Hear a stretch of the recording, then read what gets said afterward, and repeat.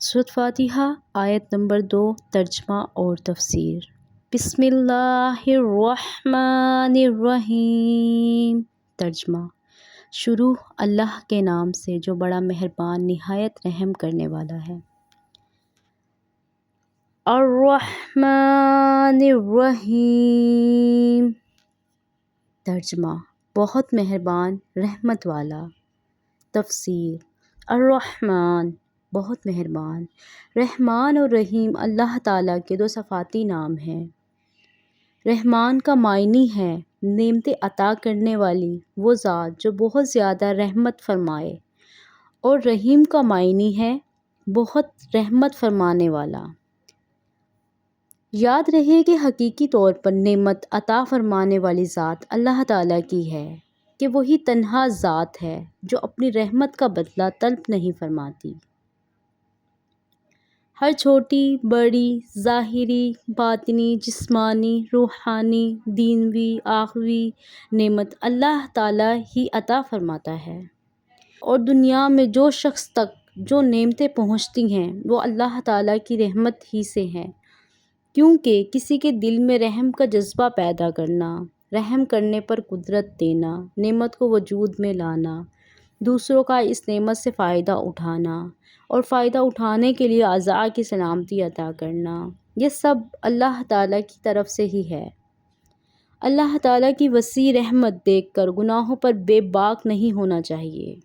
ابو عبداللہ محمد بن احمد قرطبی رحمۃ اللہ علیہ فرماتے ہیں، اللہ تعالیٰ نے رب العالمین کے بعد اپنے دو اوصاف رحمان اور رحیم بیان فرمائے۔ اس کی وجہ یہ ہے کہ جب اللہ تعالیٰ نے فرمایا کہ وہ رب العالمین ہے، تو اس سے سننے اور پڑھنے والے کے دل میں اللہ تعالیٰ کی عظمت کی وجہ سے اس کا خوف پیدا ہوا، تو اس کے ساتھ ہی اللہ تعالیٰ کے دو اوصاف رحمان اور رحیم ذکر کر دیے گئے۔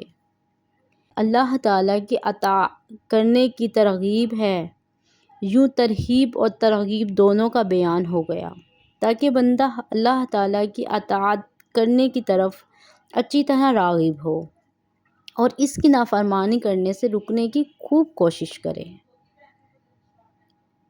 قرآن مجید میں اور مقامات پر اللہ تعالیٰ کی رحمت اور اس کے عذاب دونوں کو واضح طور پر ایک ساتھ ذکر کیا گیا ہے۔ چنانچہ اللہ تعالیٰ ارشاد فرماتا ہے۔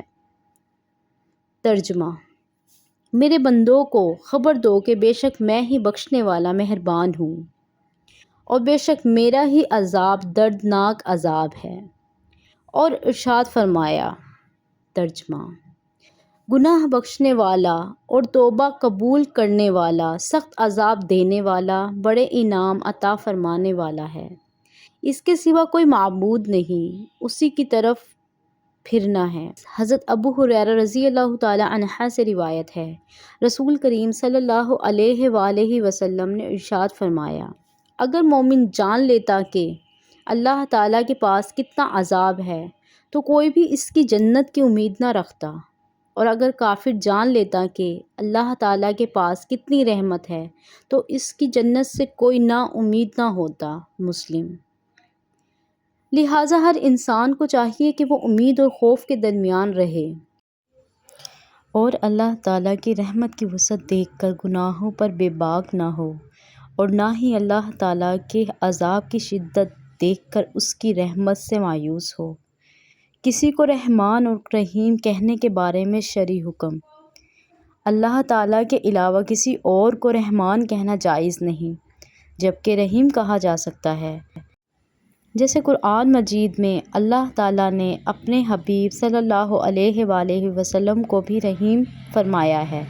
چنانچہ ارشاد باری تعالیٰ ہے، بے شک تمہارے پاس تم میں سے وہ عظیم رسول تشریف لے آئے جن پر تمہارا مشقت میں پڑنا بہت بھاری گزرتا ہے، وہ تمہاری بھلائی کی نہایت چاہنے والے، مسلمانوں پر بہت مہربان، رحمت فرمانے والے ہیں۔